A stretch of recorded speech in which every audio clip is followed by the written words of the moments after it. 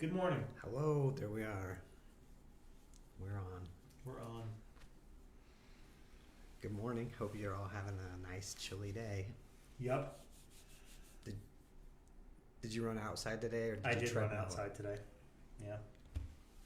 Yep, and yesterday was colder than today. Yeah. Um, When I got in my truck yesterday, it said -2. okay. This morning it said 1. Yeah, mine yesterday,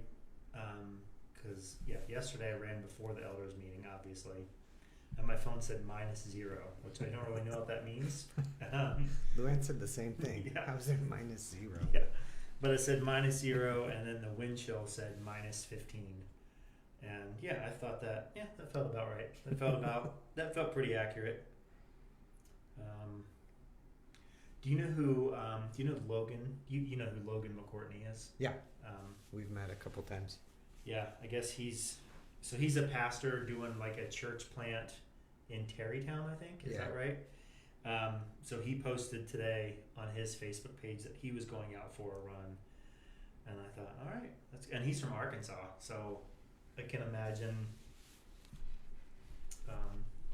that this is probably different of an environment. Welcome, Logan. Yep. But I was impressed because it's cold. It is cold to run at 1. It is cold to run at 1 degree. It is. No matter how many times I've done it, it is still it's still cold. So anyway, I'm ready for last week's winter to be back for us, and enjoy the balmy 30 degrees. It sounds like maybe next week will be more like that. Yep. Well, we got some questions from this week's message. I don't want to say good questions because I feel like we always get when we get questions, we get good questions, but like reasonable questions, and Yeah. I like good and reasonable questions. Yeah. To deal with. So this we're going through this series, How the Bible Works. This week the last 2 weeks, we sort of talked about how we got the Bible. So how we ended up with this, well, not this, but how we ended up with this collection of books Yeah. that we call the Bible. Is that Yeah. fair enough? So how we got this collection of books written over 1,500, 2,000 years, compiled together into one book, into Yeah. one story. Which is a pretty incredible process Yeah, if you don't know it. yeah. And that's why we talked just like a little bit. Like if you thought on the 17th of January, man, we took a deep dive into all sorts of things, you have no idea the depths that one could plumb for information. Yeah, I mean, it's a collection that was written by over 40 people from 3 different continents or on 3 different continents over a time span of like 1,600 years. Right. And they lived in, like, sometimes we think Bible times, Right. like that's all one universal thing. Well, biblical culture was very different, from Paul writing in Rome or visiting Ephesus in the 1st century to Moses going back to Egypt. Like, those were 2 different worlds in just about every way imaginable. And yet we have this cohesive story that flows through the whole thing. It really is amazing. Yeah.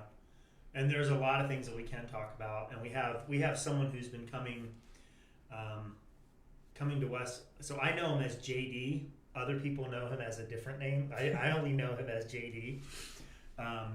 But he's a student who is pursuing I think his Master's of Divinity so that he can be a chaplain in the Army. So he's kind of really connected with Larry Leatherman quite a bit. And he came up to me and told me after January 17th, he said, man, you really showed a great deal of restraint And that's exactly true. Like, there were so many things we could have covered. So we talked about that for the first 2 weeks, and then we started getting into the text this week, and we talked about this week the Bible as an origin story, like telling me where I came from, how I got here, kind of answering some of those basic questions.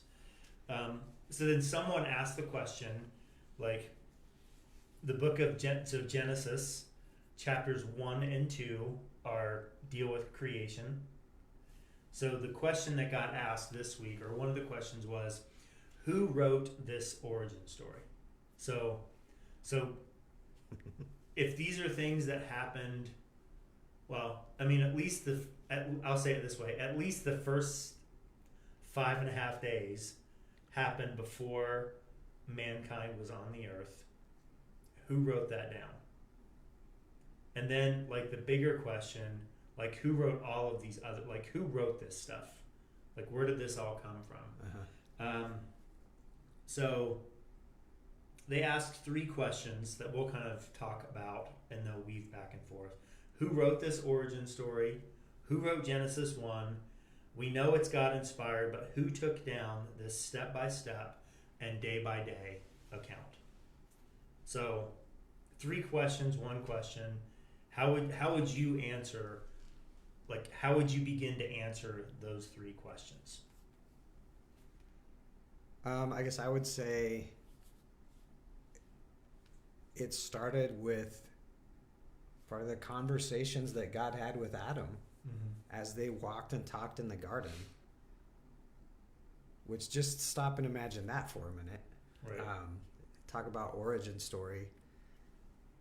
Imagine that you were newly created. Like, we assume that Adam was not created as an infant because he had no mom to depend on. He just was formed and then had life breathed into him, and then he was. But he doesn't know yet maybe why or where he came from. Like, these are the questions that all of us still ask today. Right. But imagine having no growing up period where you have anybody giving you any kind of input as to, this is why you're here, this is what you're on this planet for. And you find yourself all of a sudden existing, and you're walking through this garden with God, who lets you know he created you. You would ask those questions. Where did I come from? What am I here for? Yeah. And I think that's probably where God said, well, here's what happened. I was hanging out with myself, and he probably didn't put it this way, but... And we made some stuff. Yeah, I think that's like, I really like the way... I really like the way you just framed that up, because the week before last, I always talk about creation the same way. I walk outside, I see the monument, I ask the question, how did that get here? But you just all of a sudden I exist. You just flip that on me, and I imagine Adam having that how did these trees get here? Like that. So he didn't hear the ocean because this was in Mesopotamia. But like, there were 4 rivers, so like he heard the rushing water, and he sees these animals and he sees these things flying in the sky.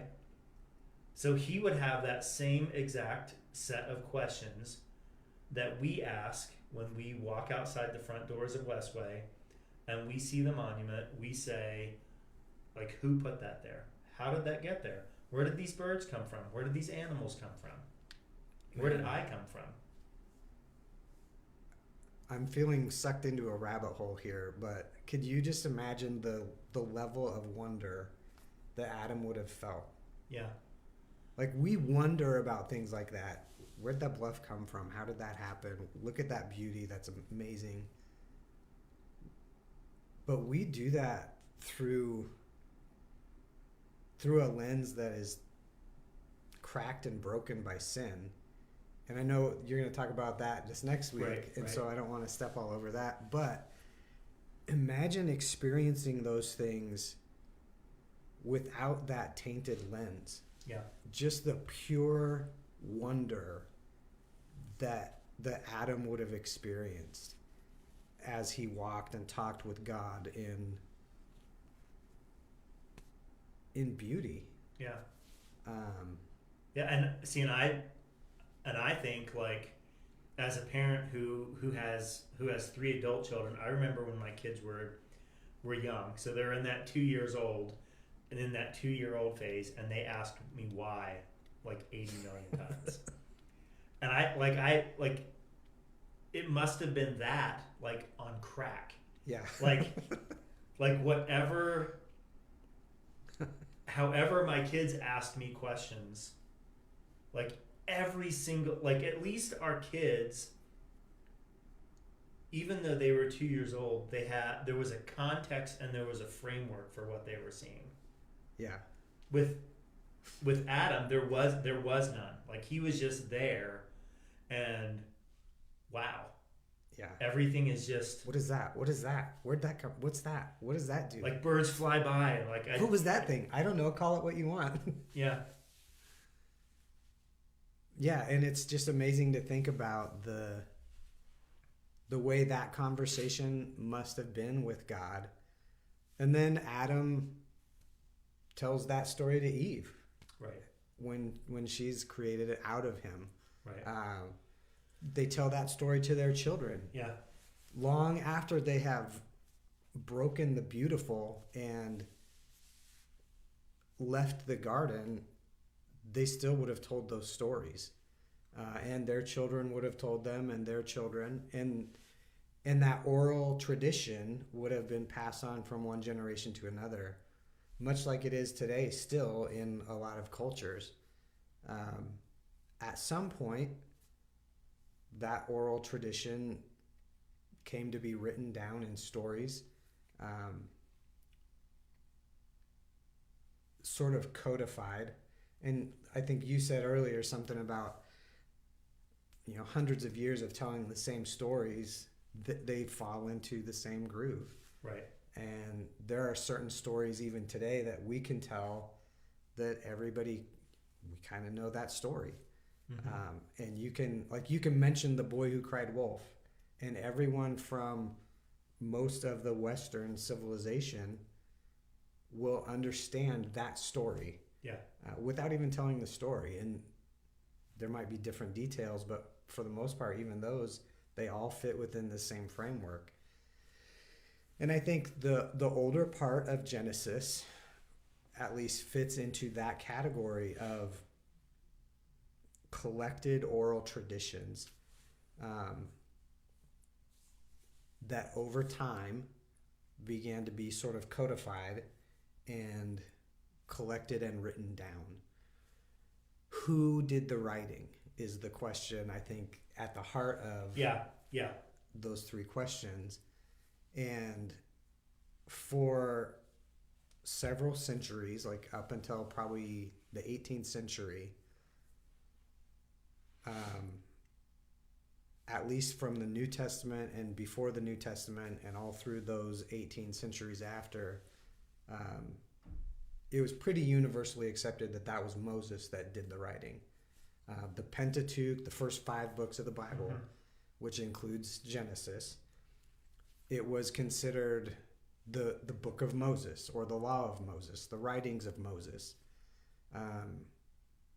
Several of the apostles refer to Moses, and what they were referring to was some piece of writing out of the Pentateuch. And so for a long time, the short answer to that question would have just been, well, it was Moses, of course. Right. Because those are the books of Moses. And around the 18th century, I think there were some people that started to question that. They noticed some things, or they thought they noticed some things that right. caused them to pause. Right. And they wondered, why is Moses calling God Elohim here, and he calls him Jehovah here, and something else here?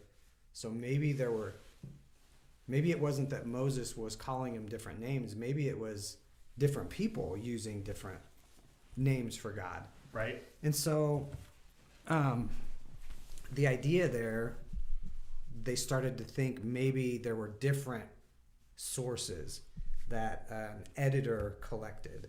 Mm-hmm. That still doesn't eliminate Moses from being the editor. Right. But for some reason, they wanted to say there were other authors. In the book of Genesis itself, it doesn't ever say this is who wrote it. This is who is writing. There's no kind of first person narrative type of stuff that reveals to us conclusively this is who did it. But I think it's fair to say that Moses and someone very close to Moses were very instrumental in the collection of all those oral traditions. Sure. And writing them down within Genesis and all through the rest of the Pentateuch as well. Yeah. And ultimately, whoever wrote Genesis was a lot more concerned with revealing God to us than himself to us. Mm-hmm. So that's not to say we shouldn't ask that question. Right. But if we get too sidetracked with that question to the point that we miss the God right. that Genesis is revealing to us, that's not good. Yeah, because asking those, yeah, and they're not bad questions. That's why I said it's a good question, and it's a reasonable question, and I think it's one of those things like, can we trust history? Can we trust oral tradition? Without getting into the weeds, like can I find satisfaction that someone compiled this and we attribute that to Moses? And like when you read, it's not like, so when you say compiled, it's not like I'm going to take, so here's something that was written down and here's something that was written down and I'm going to put it together, because if it were written by multiple, if it were like handwritten by multiple authors, there'd be differences in styles and there'd be all these things. So I like what you said, like Moses as editor coming together and helping this story flow, and that doesn't do anything to whether or not it's accurate. Yeah. For me, anyway, I look at that and like that wouldn't bother me to have someone be an editor of that story, because that doesn't necessarily mean the content changes. Right. Yeah, the content is what it is, and I think in some ways that is even more reinforcing, because here's these stories that someone collected, and let's just say Moses collected these stories. Maybe grandma told him this one and grandpa told him this one and great grandpa told me this story and I heard this from this one guy, and all of those stories fit together in a cohesive narrative that makes sense. Right. That really is kind of a microcosm of the whole story of Scripture. Right. People that had nothing in common with each other wrote the story of God creating, loving, and man breaking covenant with God, breaking relationship with God, and the results of our sin, and then how God dealt with that, and through his son birthed a new movement that is all about reestablishing right relationship with God for humanity. That story flows through all of Scripture, even though the people had nothing to do with each other. They never met. They never sat down and said, okay, you write this part, then I'll write the next chapter. Right. And then this guy's going to write the next chapter, and we'll make sure it all flows together. They didn't have a chance to do that. And yet they did that. I mean, they made it work. Right. Because there was an editor who was influencing all along the way. And so Paul could say all Scripture is God-breathed. It's inspired by God. And I think the Genesis conversation kind of is a smaller picture of that same principle. Yeah. God is overseeing and orchestrating what he wants to communicate to us clearly. Yeah. And just, while you were talking, I just imagined God telling Adam to calm down. Like, hey, I have something I need to tell you. Like, I'm going to keep this really simple. Like, 5 days ago, this happened. And 4 days ago, this happened. And 3 days ago, this happened. And 2 days ago, this happened. And yesterday, this happened. You got it? Like, it's just really simple. And I think, maybe that's part of reading through Genesis 1 is the simplicity of it. Like, it doesn't have to be complicated. Yeah. Because there are probably a million things going on. And God's like, all right, I'm just going to make this really simple for you. There are 5 days.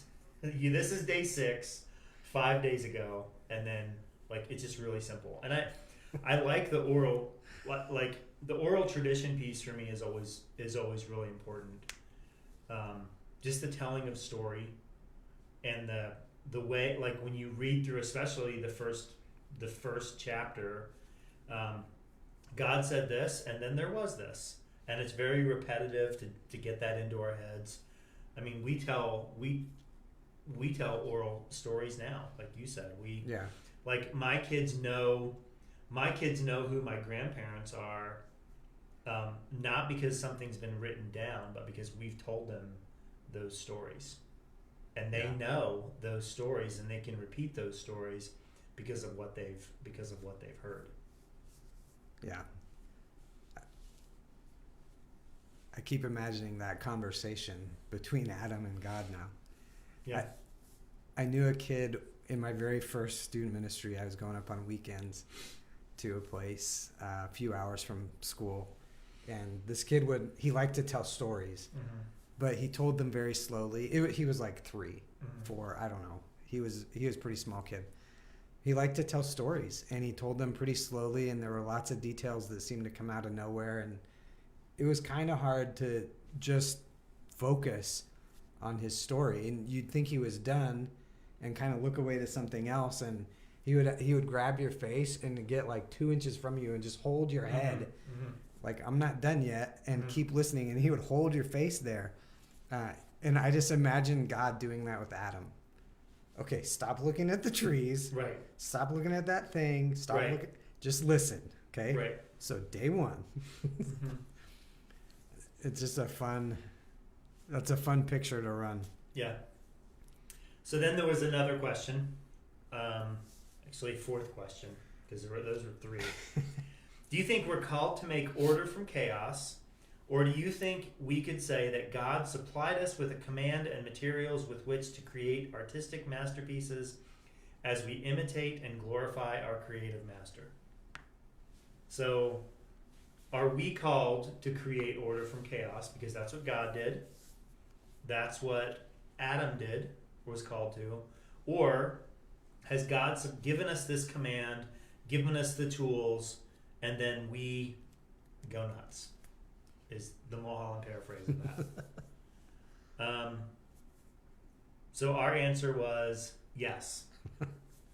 God has called us to create order from chaos, and he's given us this command and the tools with which to do it. Yeah, I don't think those two are opposed to each other. Right.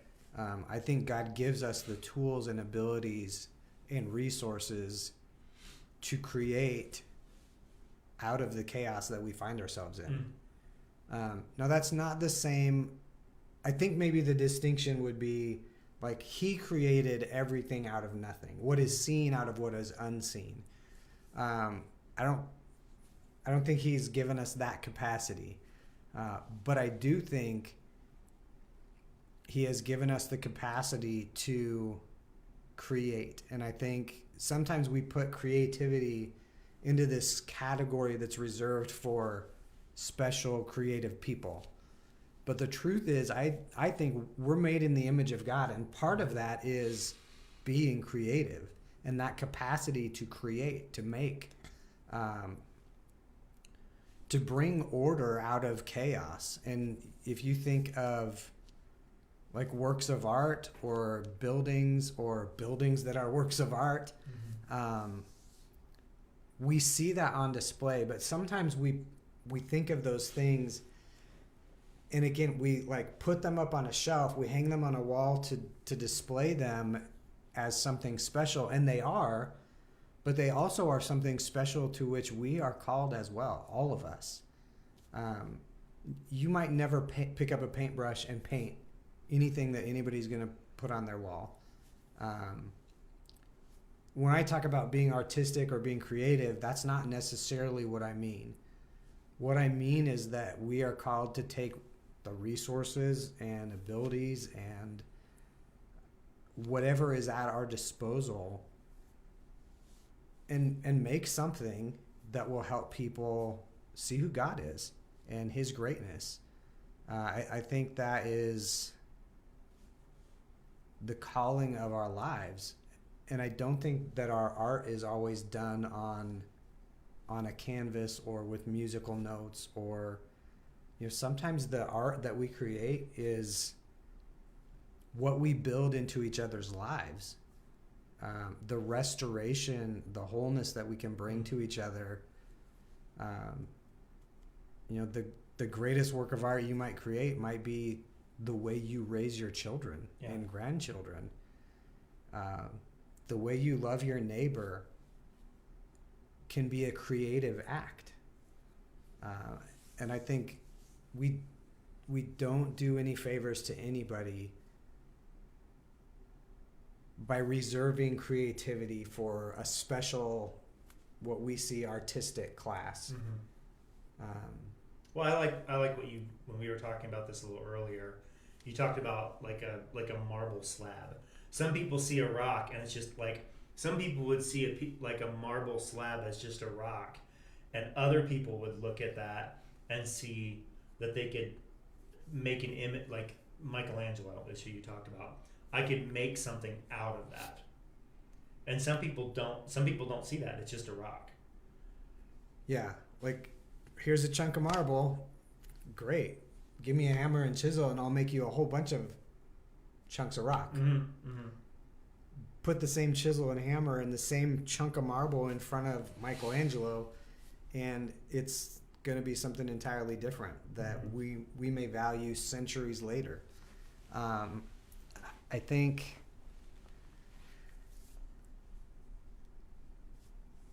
we have within us what we call imagination, and for whatever reason, sometimes we tap into that and sometimes we don't. And I think the difference between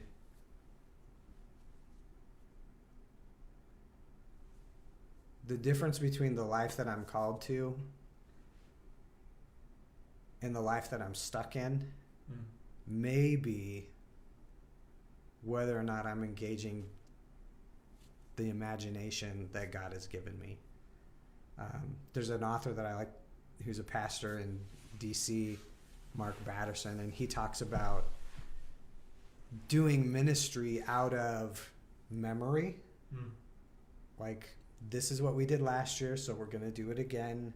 And there's some patterns that we get into, kind of our annual cycle of things, that's fine. There's nothing wrong with that. But he contrasts doing ministry only out of memory with doing ministry out of imagination. What could happen if? What could we do if?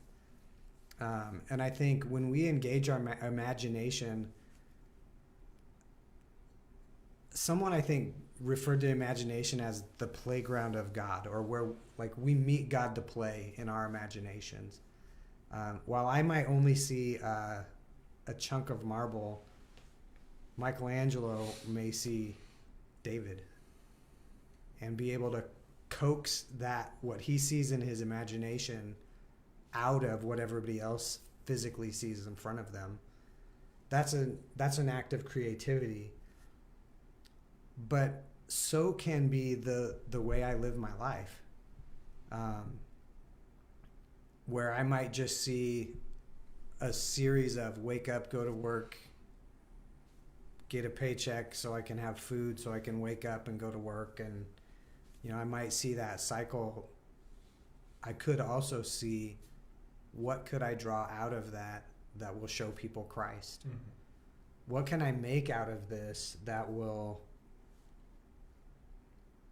put God on display and allow people to see him as he is? Well, I think part of that is remembering that the church is a body made up of different people with different talents, gifts, and skills. And that's like, for me, when I think of serving on a ministry team for instance, that's why we want people's input, because I can create out of memory, or I can minister out of memory, or I can minister out of creativity. And it's really easy for me because I've been reading the Bible now for a long time, for almost over 15 years. I've been consistently reading scripture. So to put myself in a situation where I'm with people who also read the Bible and who have a different perspective of life, or have a different perspective on what they've read, like, puts me in the orbit of someone who is going to be able to talk about scripture in a way that's different than what I'm used to talking about scripture. So when someone is creative and I deliberately allow myself to be in that space, like, that helps me to see things differently. So part of that creative process, like for us, we've talked about this before, like reading the scripture together as leaders that we're going to talk about the following Sunday, to be able to learn and grow, and, well, what if it really means this, and what if it really means that?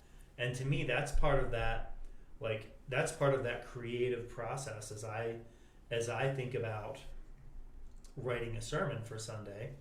That's a creative process. It's not a piece of marble, because if you gave me a hammer and a chisel and a piece of marble, I might be able to make something that has a few straight lines, but I just don't have the capacity to see some things the way other people do.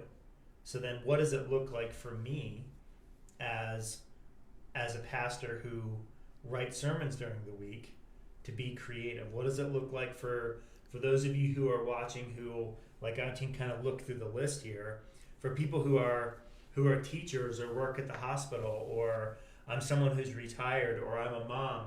Like, what does it look like for me to bring order? I'm gonna read the question. What does it look like for me to bring order from chaos, and to take God's command and the materials with which he's given me to imitate and glorify God? Like, how, as a mom who's home with my kids, how do I do that? How do I bring order out of chaos? How do I engage my creative piece?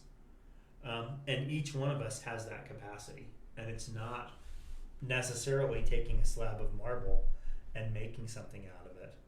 Yeah. I'm going to be Bible nerdy for a minute. Is this what some people would call the cultural mandate? Probably.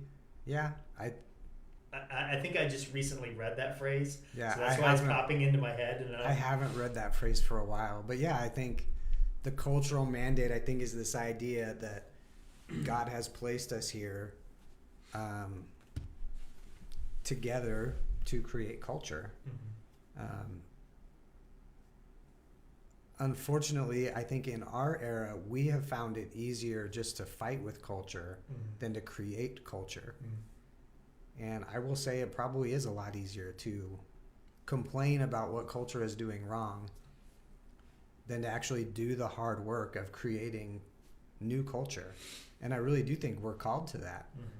If you look at what the early church did in the first years after the New Testament, they created a whole new culture. They reorganized their collective priorities and their modes of social interaction, their values that they shared, they brought those out of somewhere. They brought those out of Christ, and really, I guess I would say they put those on display as Christ infused himself into their lives. And that created a new culture where people were valued differently than they were in the dominant Roman culture or the Jewish culture. And yeah, I think that is a part of that cultural mandate. The way we are individually and the way we are together should reflect the reality of who God is. And I think that goes all the way from Adam through Moses and all the prophets and Jesus and the apostles and us today.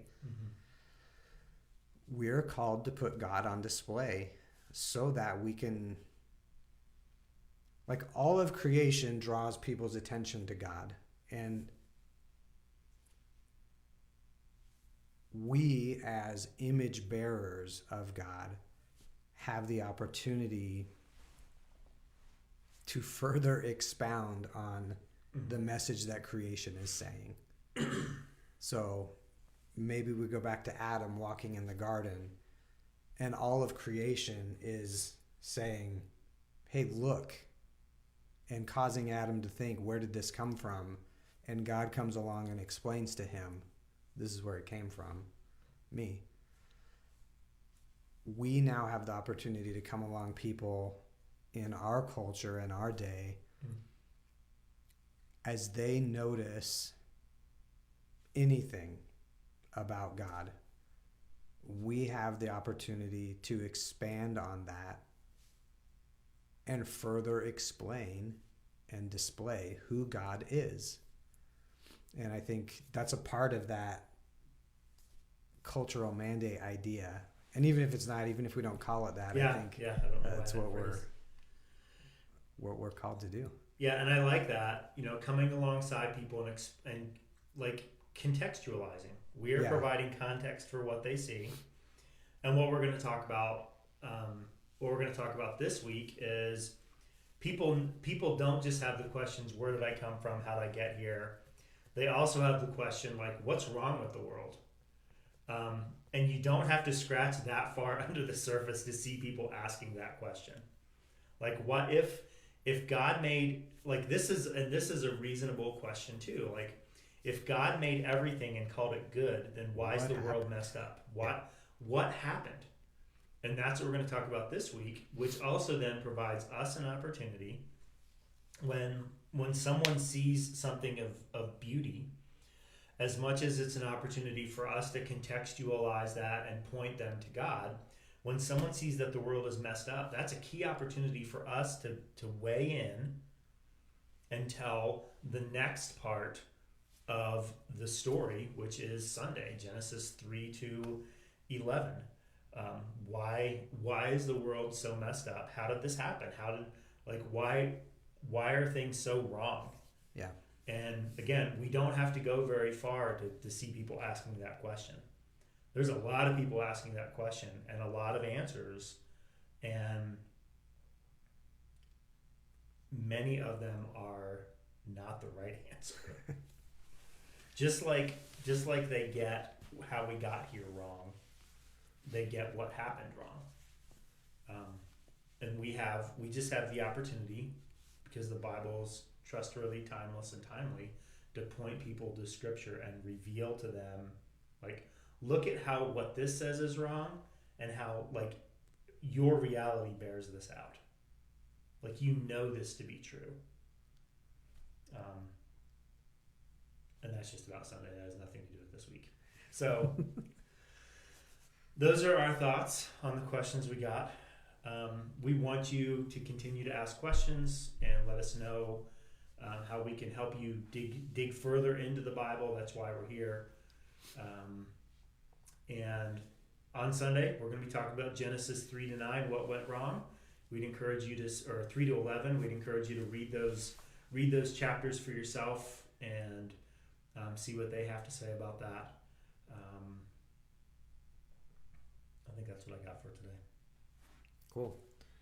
I would remind everybody in a couple weeks we have coming up the Family Life Workshop. Honestly, one of the things that has the most potential to create culture in our world and show order is our families. And sometimes it doesn't feel like our families are very well ordered. Sometimes our families feel like chaos. And they definitely can trend that way because we live in a broken world. And we are broken people raising other broken people. And so next Saturday at our Family Life Workshop, we're going to talk about some of that stuff. What do we do to create families that cause people to see Christ? How do we make disciples of our own kids? And that's kind of some of the stuff that we're going to be talking about. That's from 9 to 12 on the 20th. There are links on Facebook that you can go to get to the Church Center app and register for that. We want to make sure and have enough resources to give away. And we're really excited. I'm really excited about, I don't think anybody else knows, but I'm really excited about the book that we're going to give away. It was a book that you gave me at Christmas. Cool. So, really, really good book. It's not a parenting book or grandparenting book, but it will help you to be a better parent or grandparent and make disciples of your own kids. So I'm really excited about that and just seeing how people go through that and experience that. So if you need information about that, you can give me a call or send me a message. But the links are pretty easy to find. It'll be in the email that goes out tomorrow as well. Right. So if you don't subscribe to our email list, I would suggest doing that. You can find that on any of the emails get posted on here on Facebook. So you're probably watching on Facebook, so you can find that, or email one of us and we'll send you the link to subscribe. Yep. So yeah, I think that covers what I need to cover. Cool.